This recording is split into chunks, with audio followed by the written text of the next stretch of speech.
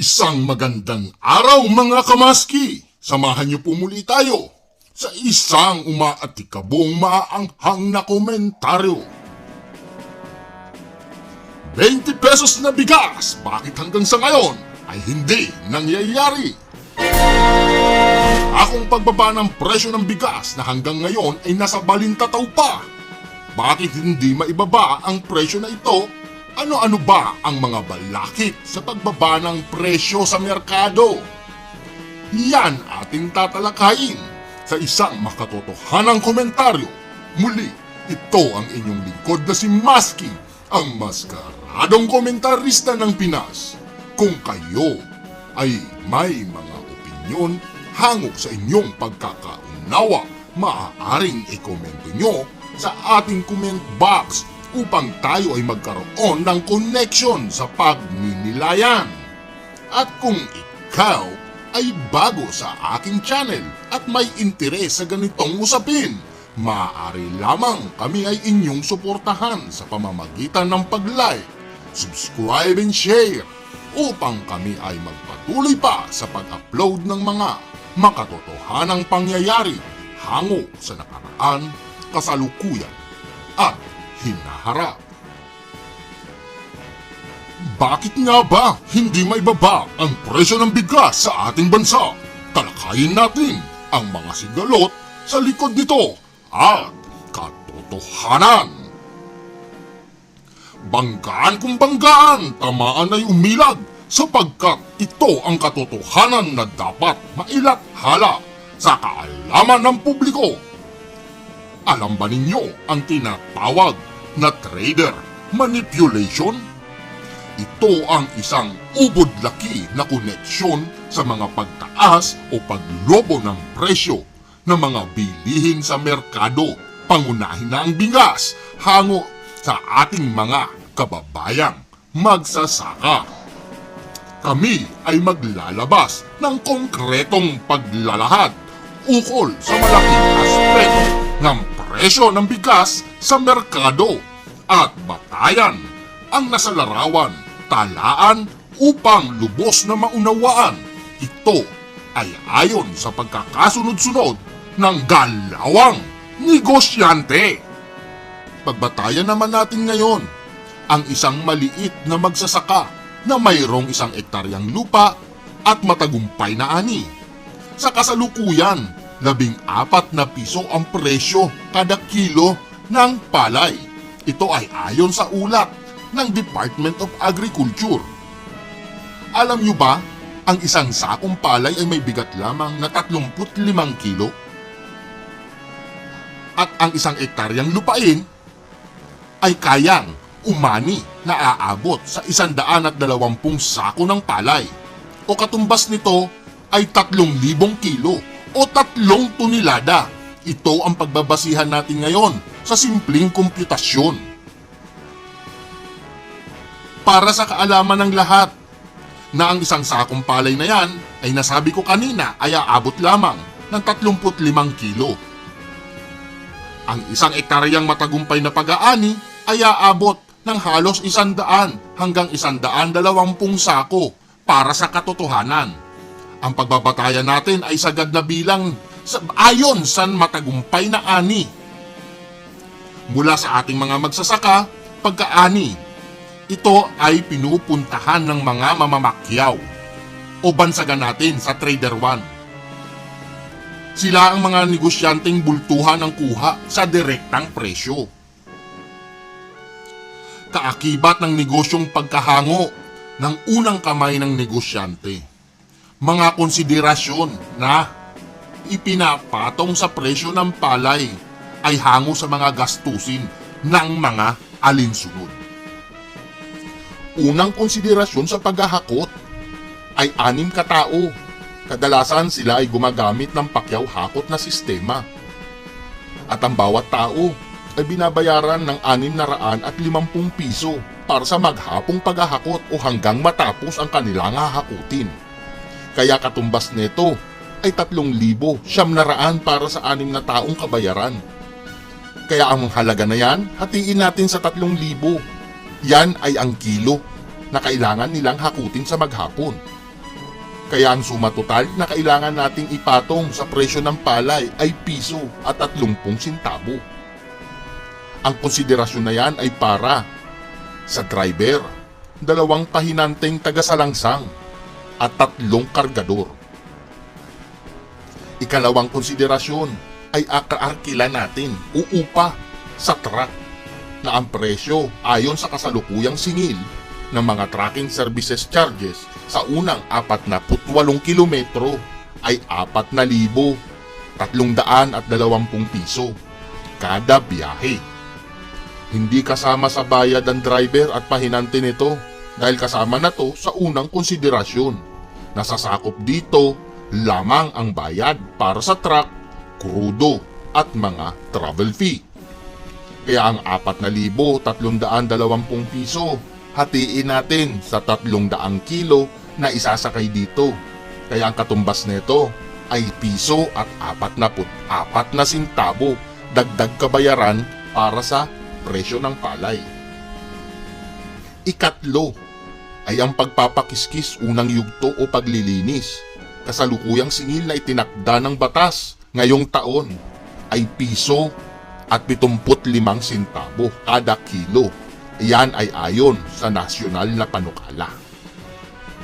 Ika-4, bahay-imbakan. Konsiderasyon ay ang mga bayaring kuryente, manggagawa sa loob, gaya ng tagapagbantay, tagasalangsang, manunuri, tagabenta. Dahil konsiderasyon ang bilang nila para sa maintenance, kalimitan pinapatong ng negosyante ay piso kada araw. Sa bawat kilo ng palayan, at kailangan na konsiderasyon ay 7 araw ang itatagal ng kabuuhan para hanggang sa maibenta ang lahat ng ito.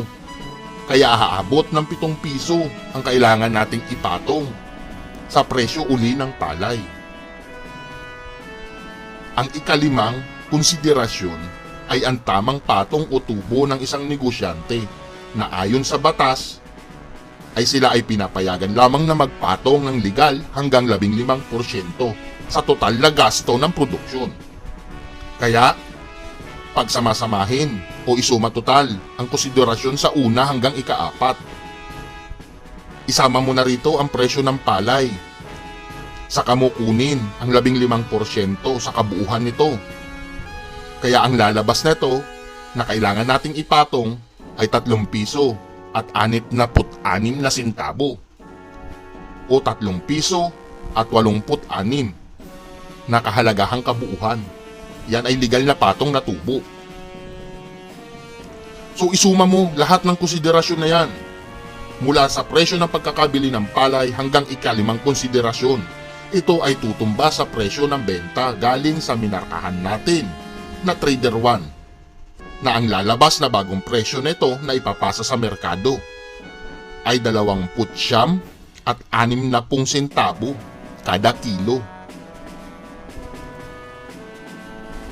Para sa kasunod na grapo, susunod na mamimili ay markahan natin bilang Trader 2. Sila naman ang mga negosyanteng nagmamay-ari ng malalaking processing plant at bahay-imbakan. O sila ang mga sangay kung saan ang mga bigas ay kinaklasipika ayon sa uri nito at sinasako na may libel, saka inaayos sa isang bodega. Sundan din ang parehas na proseso ng konsiderasyon gaya sa unang grapo para mas mabilis natin na mapaliwanag na sundan na lamang ang larawan ng chart. Galing sa presyo ng Trader 1 na bibilhin ng Trader 2 o sa madaling salita, sila ang mga dealer sa halagang 29.60 na sentabo kada kilo mula sa presyo ng Trader 1. Mga konsiderasyon ng gastusin na ipapatong muli sa produkto. Unang konsiderasyon ay 6 kataong manggagawa para sa paghahakot muli. Bayad per kilong patong, piso at 30 sentabo. Yan ay pick-up basis. Ito para hindi magbago ang presyo ng mga produktong hahanguin. Ikalawa, muli, tracking rental. Konsiderasyon sakyan, presyo, batay sa unang paliwanag. Kaya ang kailangang ipatong na konsiderasyon ay piso at 44 na sentabo. Ikatlo, ito ay tinatawag na processing plant na o pagpuproseso hanggang maisako. Ang konsiderasyon dito ay medyo tumaas ng bahagya, naging 2 piso kada kilo. Yan ay ayon sa source na taga-pakete ng bigas na lokal sa Pilipinas. Para yan sa konsiderasyon ng makinarya, sako, imprinta, pagtahi at manggagawa. Ika-4, pagtatago sa imbakang lugar. Ang konsiderasyon muli rito ay parehas lamang sa sumusunod, na trader, ayon dun sa una. Piso uli kada araw at sa loob ng 7 araw na konsiderasyon uli. Kaya 7 piso ang muli nating ipapatong. Isuma total na natin mula sa presyo ng Trader 1 hanggang sa ika-4 na konsiderasyon. Kaya para makuha natin ang ika-5 o yung porsyento muli na pinapayagan bilang legal na tubo ng isang negosyante ay 15%. Kaya yan ay aabot na ngayon ang bentahan mula kay Trader 2 o ng dealer sa presyo na nagkakahalaga na 47 piso 54 na sentabo kada kilo ng refined milled na bigas.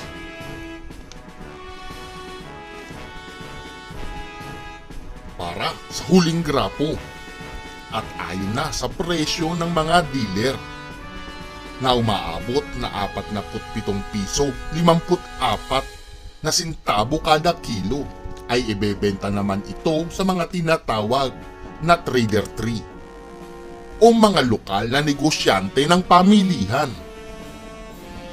Mga konsiderasyon muli. Una, manpower o tao. Mawawala na ang konsiderasyong ito sapagkat ang serbisyo ay libre nang ibabahagi ng dealer. Tracking, wala na din sapagkat libre na ang paghahatid nito na kalimitang ino-offer ng mga dealer basta ikaw ay kuha sa minimum na dami o halaga. Ikatlo, pagpuproseso at warehousing, wala na din itong konsiderasyon sapagkat sa pamilihan ito dumidiretso ng mga may-ari na sasagot naman sa paglalagyan nito. Kaapat, ito ang tubo. Ito ay kasama na sa konsiderasyon na ayon sa batas, 15% muli ang maaaring ipatong ng isang lokal na negosyante sa pamilihan. Sa makatuwid, sa presyo na manggagaling sa dealer ay direktang papatungan ito ang 15% ng negosyanteng pamilihan o ng Trader 3 para sa kanyang tubo. Yan ay depende sa nagmamay-ari. Maaari pa itong tumaas o bumaba o mas higit tumaas, depende sa lugar at sitwasyon. Kaya kung ito ang babasihan sa halaga na 47.54 na sentabo kada kilo mula sa Trader 2, papatong ng 15% ang pamilihan.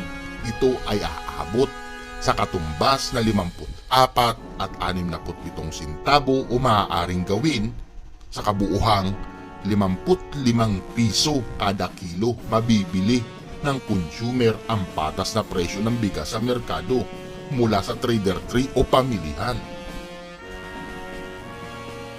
Sa nakita nyong grapo, ano sa palagay nyo o opinion nyo? Ito ba ay may basihan? At kayo ba ay naliwanagan? Komento mo ang inyong opinion mga kamaski. Ito naman ang aking makatotohanang komento. Ang basihan na to ay mula sa mga pag-aaral at sa kasalukuyan at nangyayaring partikular sa ating industriya na manipulado ng mga sangay ng mga naglalakihang negosyante, trader, na hinayaan ng dating ehekutibo na lumagganap. dahil sa pagrepaso ng Traders Law Bill. Kaya pinalawak at hinati-hati ang sangay pa upang paramihin o palakihin ang maaaring kita ng isang negosyante. Ang tawag dito ay isang uri ng trading marketing strategy, kung saan ang hangad ng isang negosyante ay palawakin ng dalawa o higit pang doble ang kita ng mga ito para maunawaan. Ihalimbawa ko ang inyong lingkod na isang negosyante ng bigas. Hindi ba maaari kong makuha lahat ng pwedeng kitain mula simula hanggang maibenta ito sa merkado? Sa paanong paraan? Kung ako ay may kapital at hangad na makuha ang malaking bahagi ng kita, ako ay magtatayo ng isang processing na planta. Isusunod ko na maglalagay ako ng mga subsidiary ko sa bawat bayan na tagabili at hango ng palay. Magpapalawig ako ng kumpanyang tracking services at magtatayo ako ng isang lokal na tindahan ng produkto. Hindi ba mula sa Trader 1 hanggang Trader 3, isama mo pa ang tracking services, ay ako ang nag-iisang may-ari sa makatuwid mula sa 14 na piso hanggang 55 piso na halaga kada kilo. May katumbas akong kikitain na 41 piso kada kilo. Yan ay mapupunta sa aking kaban pagkatapos maibenta sa merkado ang produkto. Ibawas mo na ang kalahati dito bilang pang-maintain ako sa 4 na sangay ng aking negosyo.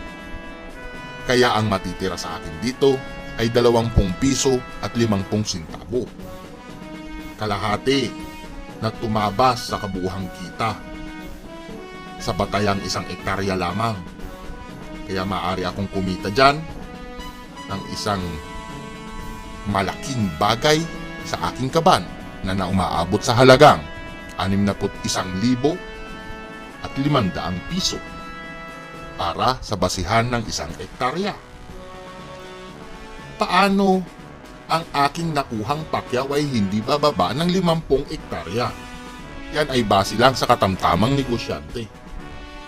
Yan ay kita sa bawat linggo. Maaari akong kumita ng malinis sa katumbas na 3,075,000 kada linggo po yan, o 12,300,000 sa isang buwan. Hindi po ba ang bigas ay milyong usaping negosyo na minamaniobra ng mga negosyanteng trader na napalawig sa panahong dilawan at hango sa nakita at naipaliwanag sa inyo? Ano palagay nyo, mga kamaski? May makatotohanan ba sa likod ng 20 pisong bigas sa merkado na pangako ng kasalukuyang Pangulo ng Pilipinas? Pero ayon sa source natin, malaki ang tsansa nating makamit ito kung mapupursige ang tinatawag na Rice Self-Sufficiency Program. At ayon na din sa nalalaman ngayon ng inyong lingkod, hindi po ba malayo na makamit natin ito sa makatotohanang paraan? Para maunawaan po ninyo, maaari lamang magsubaybay sa part 2 ng ating topic na ito. Nahihimay-mayin at ipapaliwanag natin sa inyo ang nilalaman ng programa ng Rice Sufficiency Program. Ano ang benepisyo? Paano makakamit? Ayon sa presyo at sa ngayon, ano-ano ang balakid bakit hindi maipatupad agad ito. Kaya mga kamaski, sundan at subaybayan nyo ang ating channel para sa mga susunod na makatotohanang komentaryo. Ayon yan sa nakaraan, kasalukuyan at hinaharap. Maraming salamat po!